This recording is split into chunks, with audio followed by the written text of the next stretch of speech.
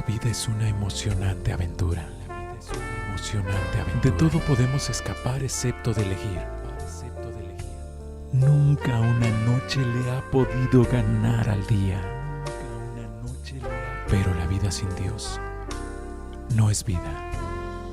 Te presentamos una voz en el camino. Hemos estado en el libro de los jueces y vamos a regresar a jueces ahí, en este caso con Débora y Barak. Estoy en el capítulo 4. Bueno, los hijos de Israel tornaron a hacer lo malo en ojos de Jehová después de la muerte de Ahod, el juez anterior, y Jehová los vendió en mano de Jabín, rey de Canaán, el cual reinó en Azor, y el capitán de su ejército se llamaba Sísara, y él habitaba en Haroset de las gentes. Y los hijos de Israel clamaron a Jehová porque aquel tenía 900 carros cerrados y había afligido en gran manera a los hijos de Israel por 20 años. Gobernaba en aquel tiempo a Israel una mujer, Débora, profetisa, mujer de Lapidot, la cual Débora habitaba debajo de una palma entre Rama y Betel, en el monte de Efraín, y los hijos de Israel subían a ella a juicio. Ella envió a llamar a Barak, hijo de Abinoam, de Sedes de Neftalí, díjole: ¿no te ha mandado Jehová Dios de Israel diciendo: ve y haz gente en el monte de Tabor, y toma contigo 10,000 hombres de los hijos de Neftalí y de los hijos de Zabulón, y yo atraeré a ti al arroyo de Sisón a Sísara, capitán del ejército de Jabín, con sus carros y su ejército, y entregarélo en tus manos? Barak le respondió: si tú fueres conmigo, yo iré, pero si no fueres conmigo, no iré. Y ella dijo: iré contigo, mas no será tu honra en el camino que vas, porque en manos de mujer venderá Jehová a Sísara. Y levantándose Débora, fue con Barak a Sedes. Bueno, tenemos una serie de lecciones en este pasaje, como en toda la palabra de Dios. Y los hijos de Israel, cada vez que moría uno de los jueces, alguien fuerte que los hacía caminar, que los hacía andar rectamente delante de Dios, y moría este líder, este juez que era temeroso de Dios.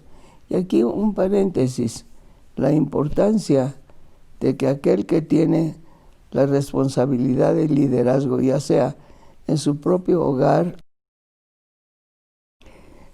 en un trabajo o en cualquier otra parte, piense en la importancia que Dios le da a aquel a quien pone para liderar en alguna forma algún grupo en algún lugar.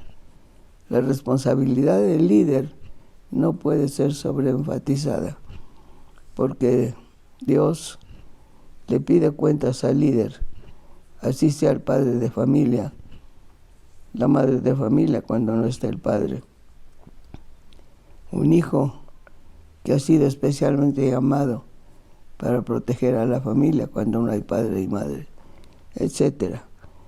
Pero si analizamos un poco nuestra propia vida, nos encontramos que Dios nos ha dado de un modo o de otro modo un puesto de responsabilidad sobre otros.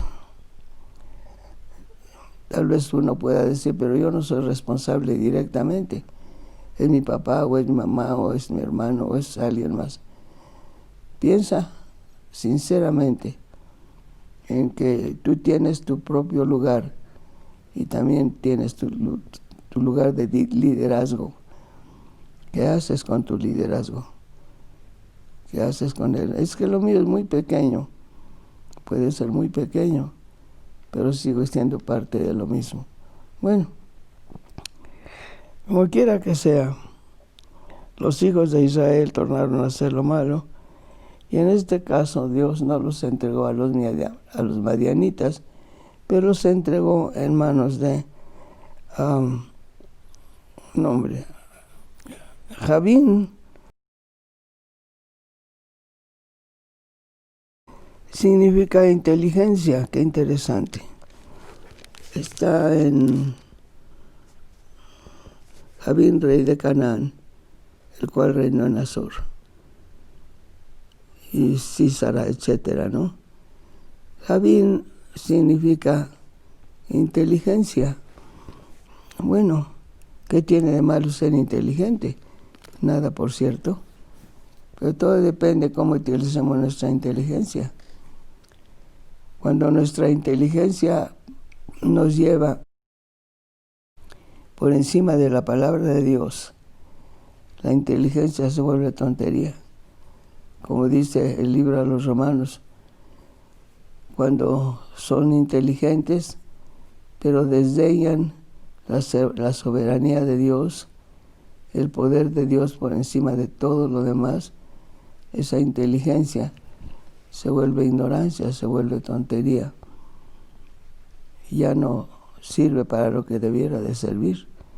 La inteligencia es la capacidad que Dios nos da para entender, razonar y sacar conclusiones.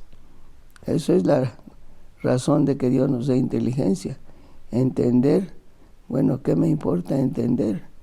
Pues todo lo que me rodea, ciertamente, pero si uno conoce al Señor, nos importa entender la palabra de Dios para recibir el mensaje, razonar lo que la Escritura dice para mí, para cualquier persona que le esté leyendo, razonarla y sacar conclusiones, que deben ser conclusiones personales, por supuesto, porque la palabra de Dios, aun cuando es para todo el mundo, es absolutamente personal para cualquiera que lo esté leyendo.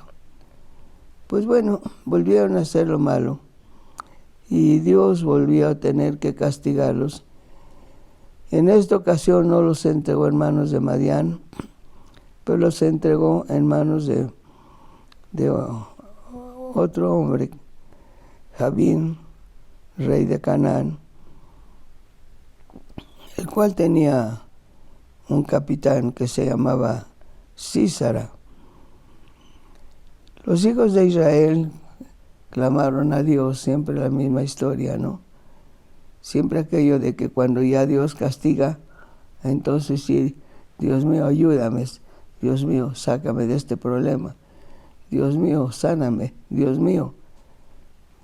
Pero ¿por qué tenemos que esperar a que venga la reprensión o el franco castigo, un problema abierto? ¿Por qué tenemos que esperar a que venga el mal para buscar el bien?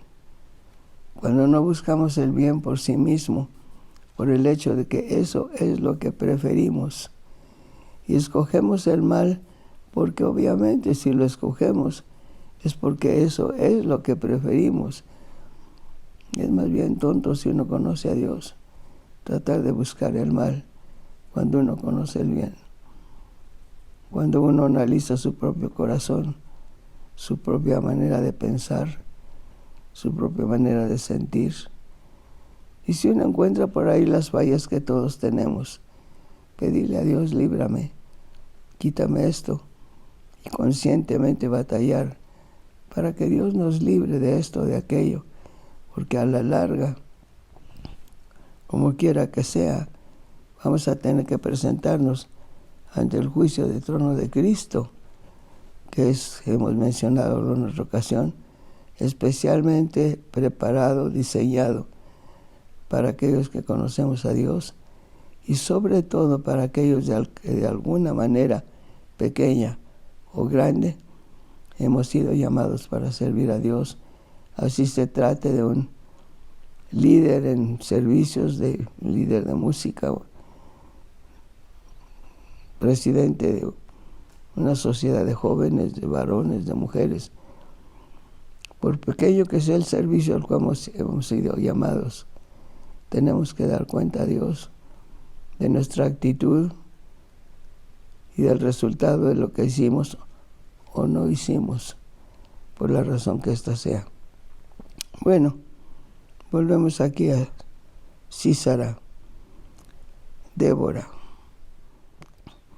El capitán, pues, del rey de Canaán, Javín, se llamaba Sísara, vivía en Aroset de las Gentes. Aroset de las Gentes es toda otra lección, pero lo dejamos para otra ocasión. Los hijos de Israel volvieron a llamar a Dios como de costumbre. Cada vez que algo pasaba, entonces sí, Diosito ayúdame, Diosito perdóname, Diosito ya no lo vuelvo a hacer. No lo vuelvo a hacer hasta que no tenga paz y otra vez la oportunidad de portarme como yo prefiero portarme, que es equivocadamente. Ojalá que no sea el caso con ninguno de nosotros. Él entonces llamó a una mujer que era la que gobernaba a Israel en aquel tiempo. Débora, que significa abeja, no solamente gobernaba a Israel, es decir, era la autoridad suprema en Israel. Además de eso era profetisa, lo que indica que tenía la presencia de Dios y la dirección de Dios en su vida. Aparte de esto, era una mujer casada, y no dudamos que aun cuando ella era quien mandaba en Israel y quien daba el consejo de Dios, porque es a ella a quien llegaba, sin embargo, de la puerta de su casa para adentro, sin duda alguna, obedecía a su esposo, porque es lo más seguro que así hubiera sido. Se cuenta esta anécdota, si no recuerdo mal, de quién era una de las reinas de Inglaterra, posiblemente, bueno, no quiero decir una cosa que no recuerdo con exactitud, pero una de las reinas de Inglaterra, creo que era Victoria. Victoria no era una mujer físicamente impresiva, pero sí lo era desde el punto de vista de su inteligencia y su capacidad. Es en su tiempo que Inglaterra llegó a ser en realidad emperatriz del mundo prácticamente, porque dominaba prácticamente todo el mundo. Y era la reina Victoria la que entonces tenía el gobierno de ese pueblo. Cuenta la anécdota que en alguna ocasión ella pues tenía esposo, creo que era el príncipe Alberto. No estoy segura, simplemente creo que así era. En alguna ocasión ella estaba dentro de su habitación, él estaba dentro de su habitación, ella andaba afuera, y vino y encontró la habitación cerrada. Molesta, trató de abrir, y él, que estaba dentro, simplemente en lugar de ir a abrir la puerta, dijo: ¿quién es? Ya impaciente, ella dijo: habla la reina. Y el esposo adentro respondió: discúlpeme su majestad, pero estoy esperando a mi esposa. Cambió el tono de Victoria porque entendió lo que él estaba diciendo. Cambió el tono completamente, volvió a tocar, en aquella ocasión suavemente, y él volvió a preguntar: ¿quién toca? Y ella respondió: tu esposa, Alberto, ábreme por favor. Y la puerta se abrió de inmediato.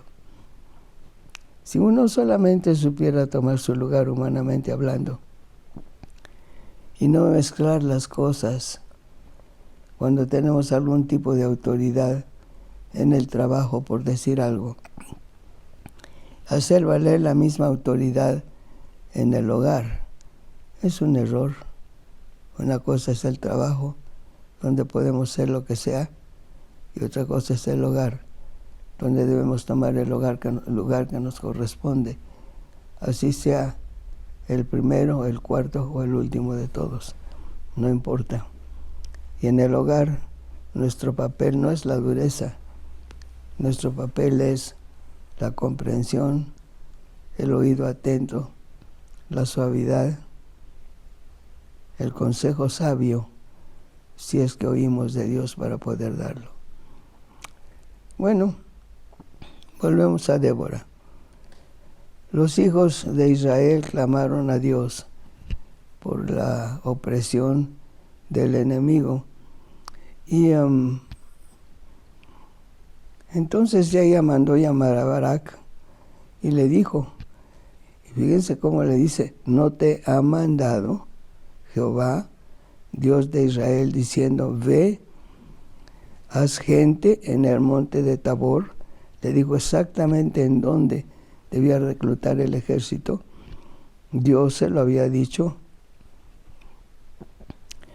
a este líder en Israel, a Od.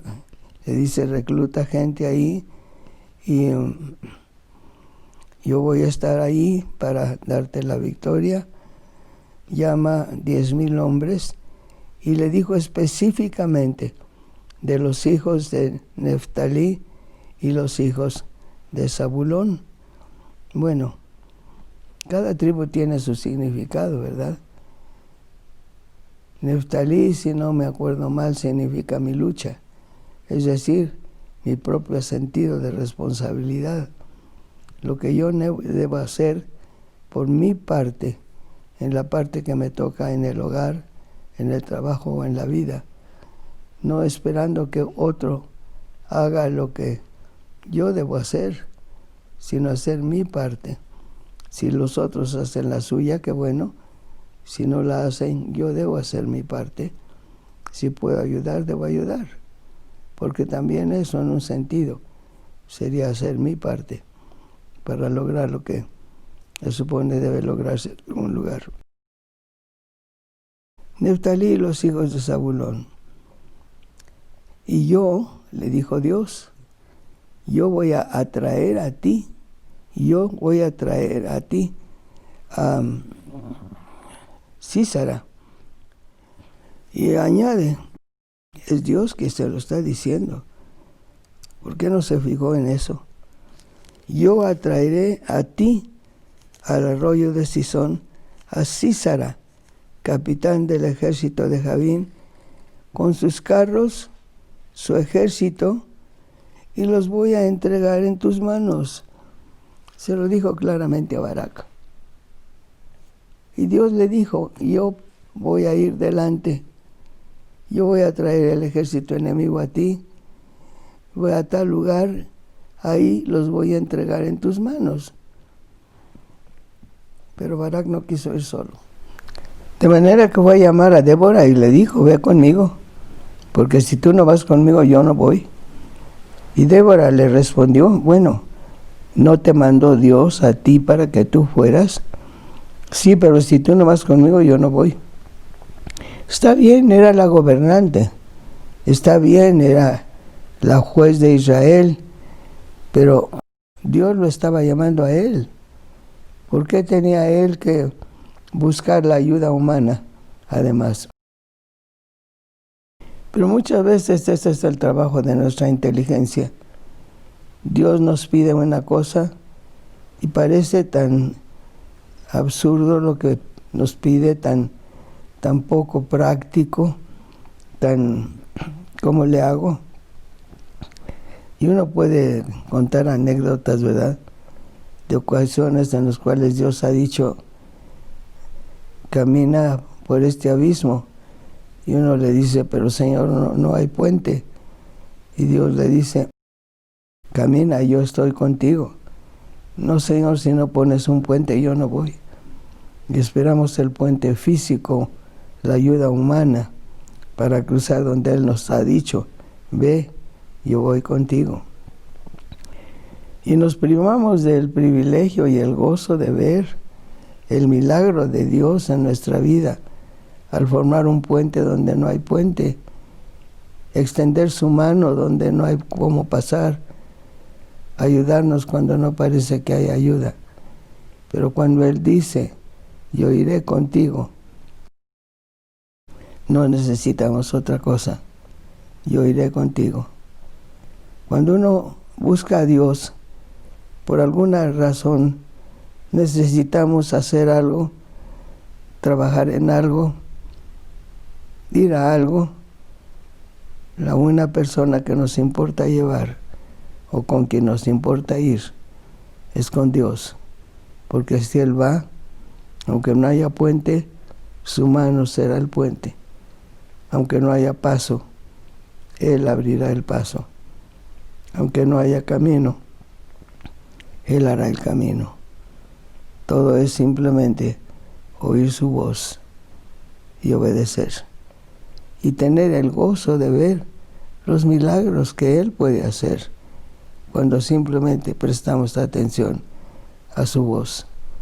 Estoy segura que a nadie le falta más de una anécdota sobre la mano de Dios de manera milagrosa en su vida cuando hemos obedecido la voz de Dios. Pero Barak le dijo, sí voy, Débora, pero si tú no vas conmigo, no voy. Si tú vas conmigo, sí voy. Débora le dijo, está bien, voy a ir contigo, pero te advierto una cosa, tu honra no va por buen camino, porque en lugar de ser el vencedor, en lugar de ser el liberador de Israel en este caso, lo estás dejando en manos de una mujer. Entonces van a ser mujeres a las que Dios va a usar en este caso para liberar al pueblo, porque Dios puede usar lo mismo nombre que una mujer. Entonces, hermano, hermana, si Dios nos pide que hagamos algo, que vayamos a algún lugar, que hablemos con alguien, y es Dios diciendo, ve, yo iré contigo, no importa lo difícil que parezca, Él irá con nosotros. Si la puerta es muy pequeña, Él la hará grande para que podamos pasar. Si la puerta es muy grande y nos da temor, Él nos tomará la mano para poder ayudarnos a cruzar.